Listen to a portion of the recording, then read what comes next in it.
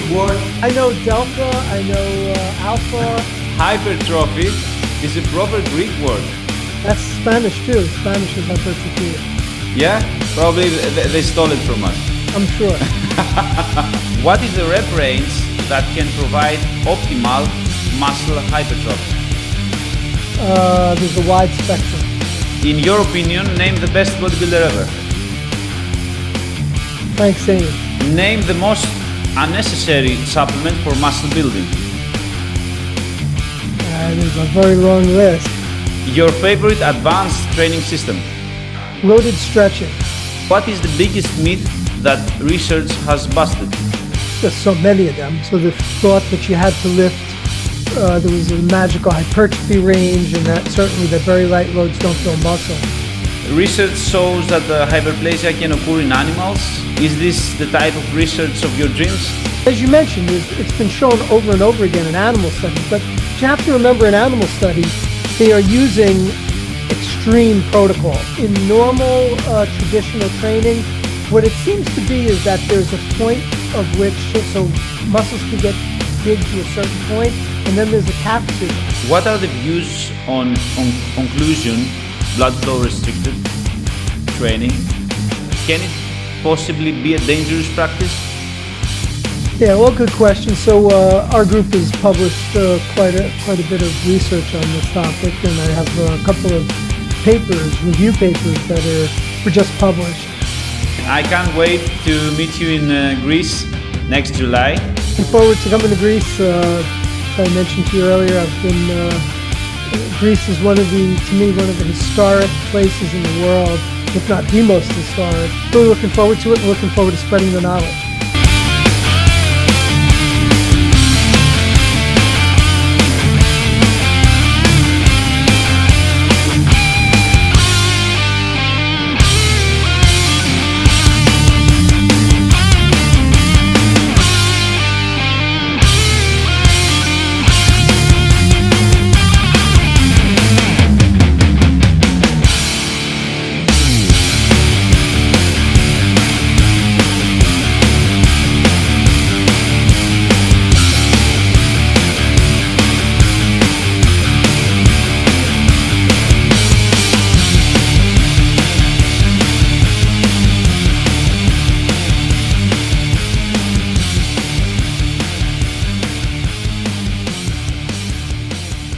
Dr. Schoenfeld, let's start with one-word questions or just a small phrase answer.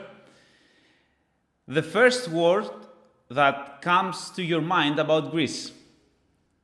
Historic.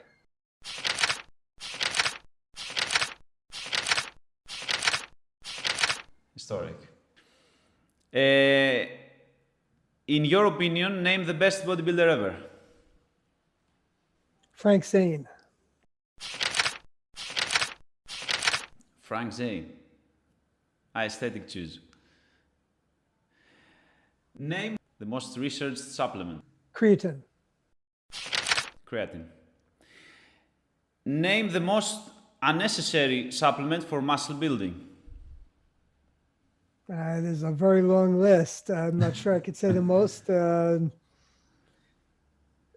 Boy, there's so many. Branched chain amino acids. Again, a lot of it would depend on the context, but HMB, branched chain amino acids, they're certainly at the top. Okay. Certainly the most overrated, I would say.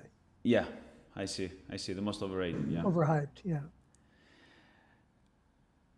An hypothetical scenario.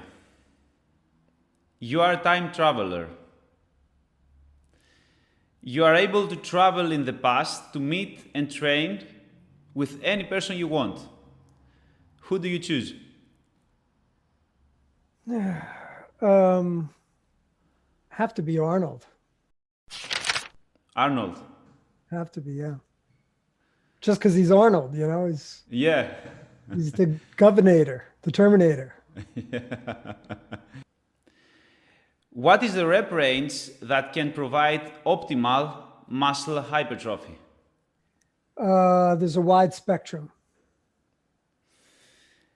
The best rest period range between sets for optimal hypertrophy? There is none. Name the most important mechanism for muscle hypertrophy. Mechanical tension.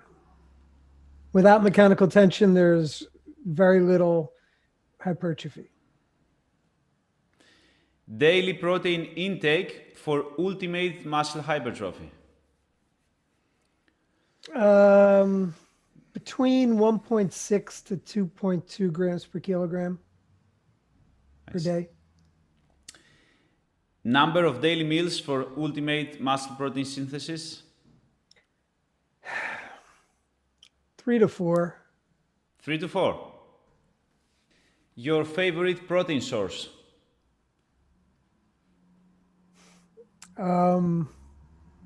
Fish. Fish.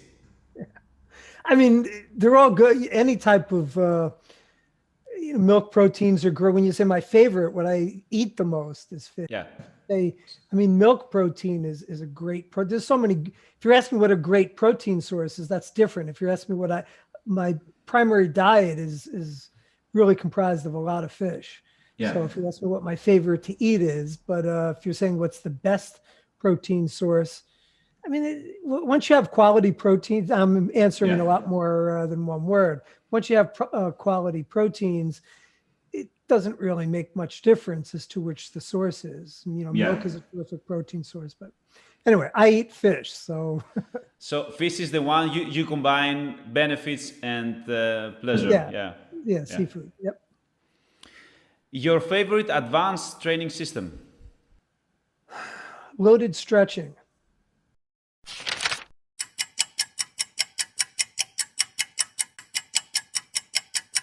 The best percentage of calorie deficit for fat loss as a function of time? 300 to 500 calories per day. Mm-hmm. I see. Small calves, bad genetics or bad training approach? Genetics are going to be, especially with the calves, huge, but it's an interaction between the two. I think virtually everyone has the ability to grow their calves. If you're asking, are they going to have bodybuilder like calves? No, genetics is always going to be a huge determinant, but there's always going to be an interaction. So a combination of the two. Volume or intensity? When you say intensity, what do you mean? Intensity of load. Yeah, no question, volume then. I would say the intensity of effort is probably the most important factor. Yeah. If you don't train, you can do all the volume in the world. If you're stopping 5 reps short of failure or 8 reps short of failure, you're not going to do anything. So you have to challenge your muscles. That is the most important. So between volume and intensity of effort? Intensity of effort. Bro split, upper, lower, or whole body?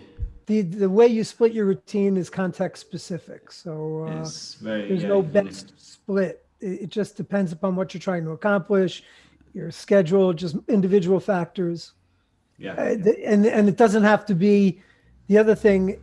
You can do one split for a certain period of time, then progress to another split. That's something I use a lot. So it's also specific to a given periodized routine, if that's the way you structure it. I see. So let's go to the main part. Question number 1, progressive overload.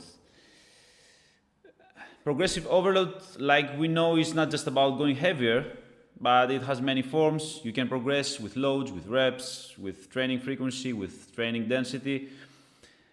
Which form of progress is optimal for young lifters vs experienced lifters? Comparing, I mean, when you say young, define young. You're talking about someone just starting? You're talking about someone with a year experience?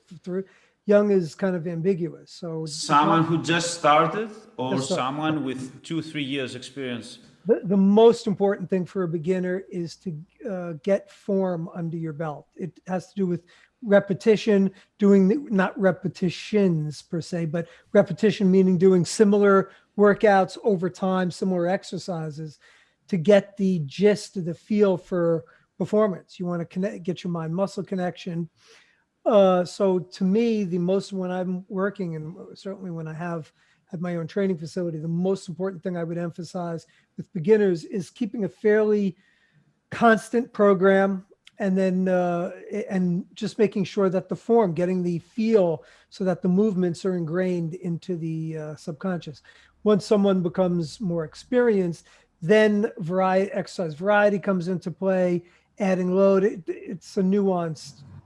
Well, any question you ask me along those lines are going to be, and it depends as to, especially with the more advanced, as to how that would be structured. Mm-hmm. I see. Question number 2 is about bodybuilding and myths, because you are a myth buster.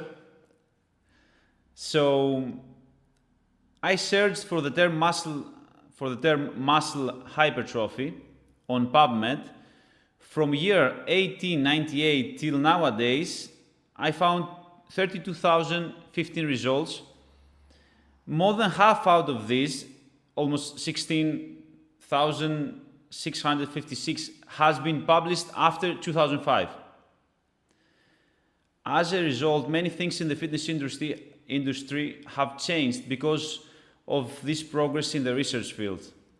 So you have said in the past, when I was young student in exercise science, anything over 15 reps was basically considered cardio. So, in your opinion, what is the biggest myth about hypertrophy that is still very, very popular in nowadays? And what is the biggest myth that research has busted? Well, I do think the biggest myth, there's just so many of them, but I would certainly say the loading paradigm is up there. So the thought that you had to lift, there was a magical hypertrophy range, and that certainly that very light loads don't build muscle, was a myth that is, I think, one of the most prominent myths that's been busted since I've entered the field. If you're asking, what was your other question? What other myths, or what myths now? Yeah, in your opinion, the myth that is still very popular in nowadays. Well, that myth still is quite. I mean, I would defer back to that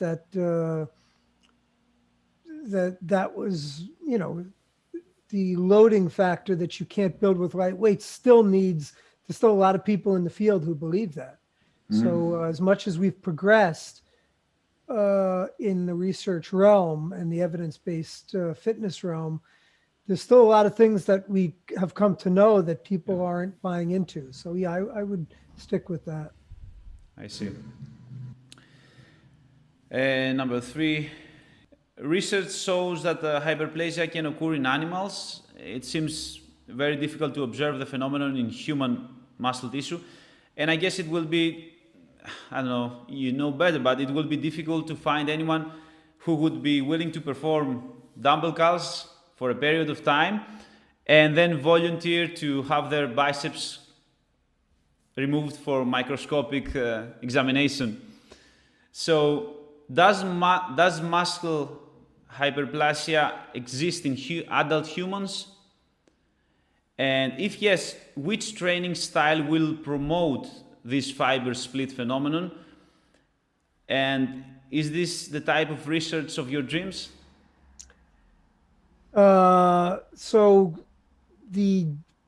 as you mentioned, the overwhelming body of research suggests that probably hyperplasia doesn't occur to any substantial effect. If it does occur, its contribution to the overall effects in most humans, and I'll preface this and give you a caveat to it momentarily, is it has very little relevance to humans. So and as you mentioned, it's been shown over and over again in animal studies, but what you have to remember in animal studies, they are using extreme protocols. So it's been shown in what's called synergist ablation studies, where they remove the gastrocnemius from the rodent's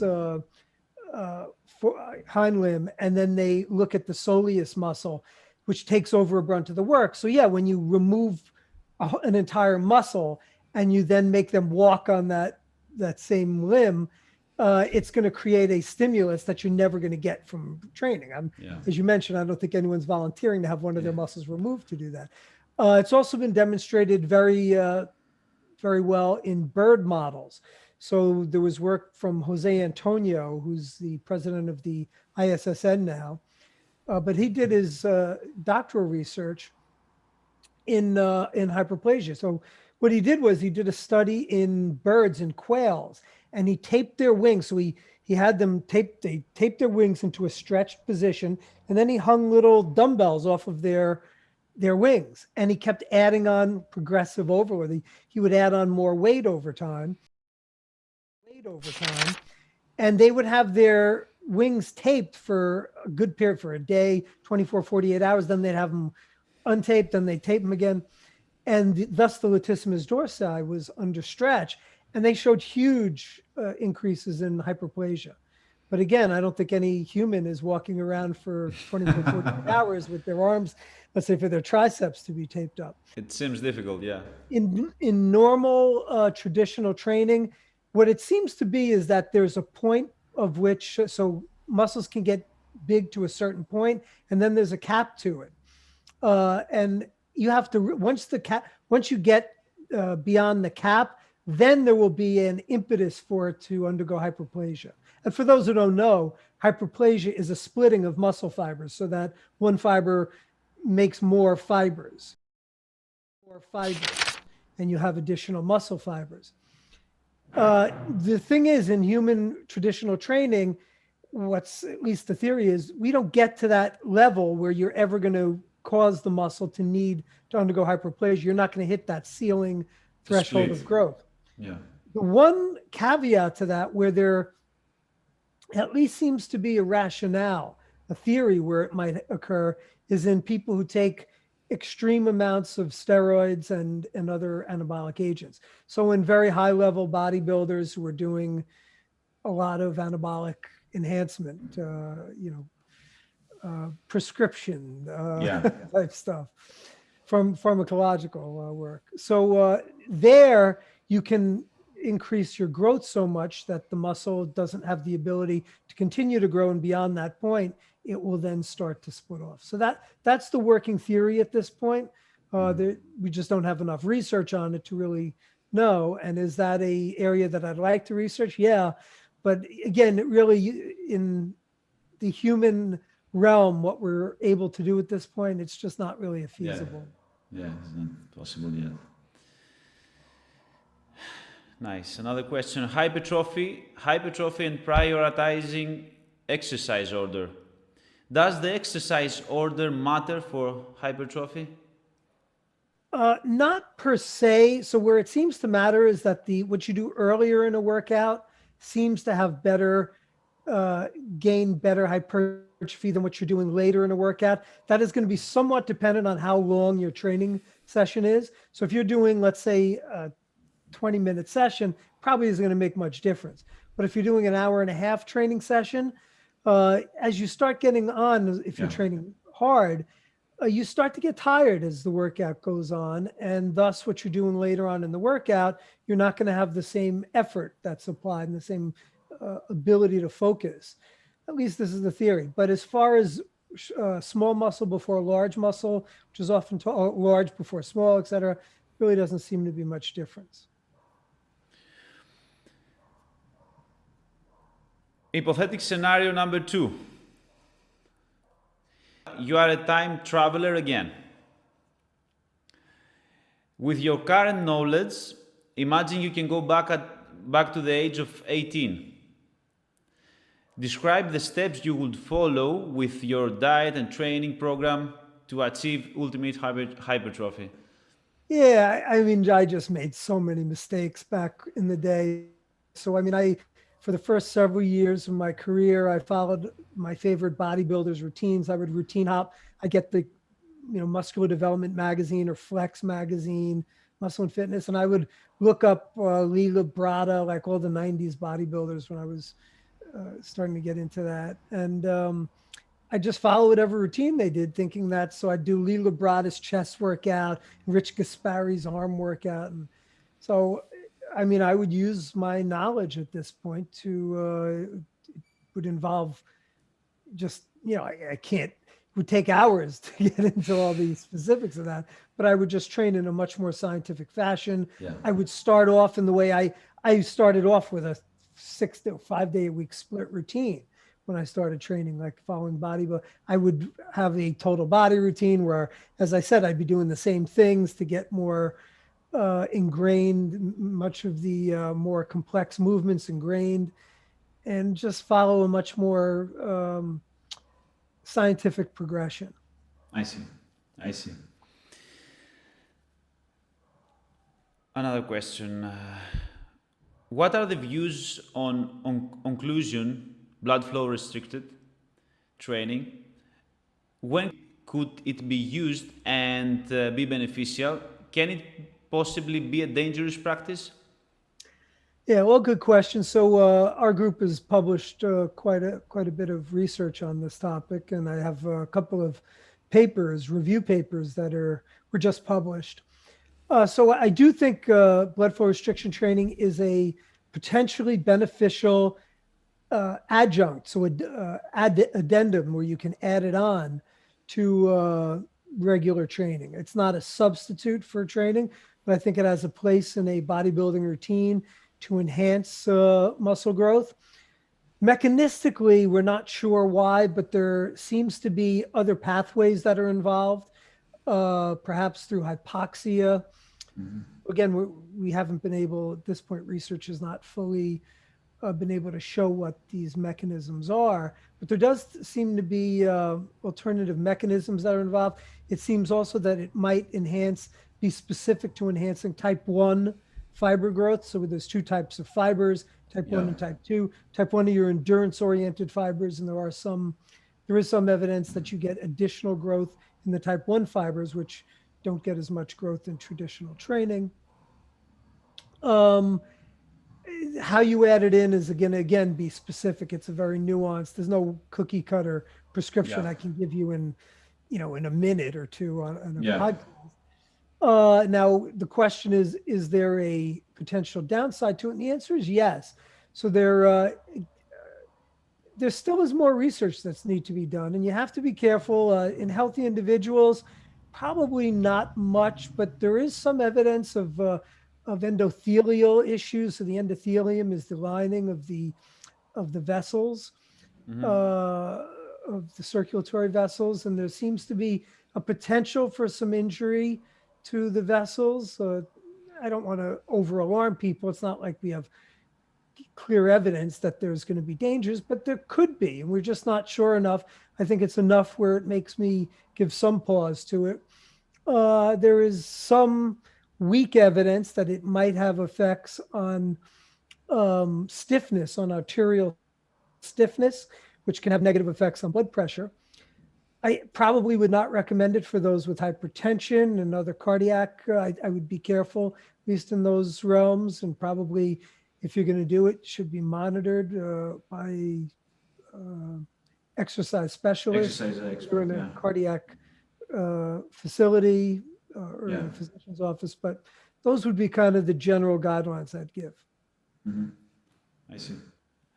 To what extent is there a merit to electromyography data in relation with to hypertrophy? Yeah, you're asking really good questions. There is so it's certainly not you can't just rely on EMG, but I think it's kind of in the middle of what this whole controversy is. You have some people that say EMG is crap, don't rely on, it has no bearing on hypertrophy. That's not true. And you have other people that will say, here's EMG evidence, so I'm going to then rely on this for my program design. And that also is, I think, an over extrapolation. I think it's somewhere in the middle. I think part of it depends upon what you're looking for from EMG. A colleague of mine, Andrew Vygotsky, who's a terrific researcher, wrote a really great paper that I'd encourage people to look at on the topic. It's a research paper, but just to give you a kind of a gist of it, if you're looking like high load versus low load training, you're going to see much greater EMG activity, mean EMG in particular for heavy load training. But we know that light load training gets pretty much just as much hypertrophy as heavy load training. So it really has no bearing in that respect. But if you're asking, let's say if you're comparing different exercises, there's quite compelling evidence that it has at least some good predictive ability in showing which exercise might give better hypertrophy for a given muscle. So I'll give you for instance, there's evidence that the rectus femoris is more involved, has greater electromyographic activity in the leg extensions than in the squat. Well, if you look at the research on squats versus leg extensions consistently get greater hypertrophy than squats. Now, you also then have to look at what is the difference in the EMG. There's a threshold. So if you're getting, let's say, 2% more EMG amplitude in one exercise versus another, is that going to be, indicative of something? Probably not. So at what point? Is it 10%, 20%? What difference do you need? These are things that aren't clear, and I think some judgment has to be given there. You have to look at the totality of evidence, but I would say that EMG can be a useful tool. It shouldn't be overutilized, over-relied upon, but I think those who dismiss it are doing a disservice. I think certainly it does have a place in helping to guide program design. Perfect. And last question, Doctor. The COVID-19 pandemic has led to a rise in home training. To what extent could someone work optimally using their own body weight, rubber bands, and possibly a set of dumbbells? Well, I'm doing it now. I have not been to the gym since March because of the COVID. I'm a COVID phobia, so I'm still waiting to get my vaccine. I'm chomping at the bit to get back into the gym. I think I have lost a little bit, but I mean, I have a decent setup at home. I have dumbbells, adjustable dumbbells going up to 80 pounds. I have resistance bands. So I have all sorts of whole stock of different resistance bands and some other tools that do help in that regard. But do I think you get the same workout? No, I think I miss certain things. And certainly from a variety standpoint, I think the overall symmetry on certain exercises, you lack the diversity. And I think to a certain extent, hitting the muscle from different angles helps with the symmetry that's involved. But I think you can get a terrific workout, and I have, from really a minimal setup and doing things like body weight training. You have to use some inventiveness, some ingenuity. But if your question is, can you get a good workout and can you, I think, get most of the benefits? Yes. I see, yeah. And I saw you have your own personal trainer also. I saw your dog. Yes. He's not my personal trainer, my helper. He's my assistant. So, he likes to get involved when I... He's pushing you, yeah. He helps to motivate me. Yeah. He's giving you the motivation, yeah. Yeah. Perfect. Doctor, I want to thank you for pleasure. This interview. It was my pleasure, my honor. And I can't wait to meet you in Greece next July. I am looking forward to coming to Greece. As I mentioned to you earlier, I've been... Greece is to me, one of the historic places in the world, if not the most historic. And it's just a place I've always wanted to visit. I have some students who are from Greece, and they can't say enough great things about it. So I'm really looking forward to it and looking forward to spreading the knowledge.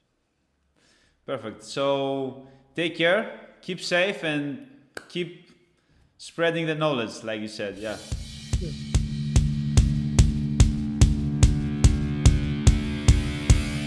You are natural bodybuilder. Yep. Yeah, because I haven't competed in years. I was a natural bodybuilder. So, I guess once you have been, you always are. I've competed multiple times back in the mid to late 90s. Awesome. Perfect. I'll see you soon.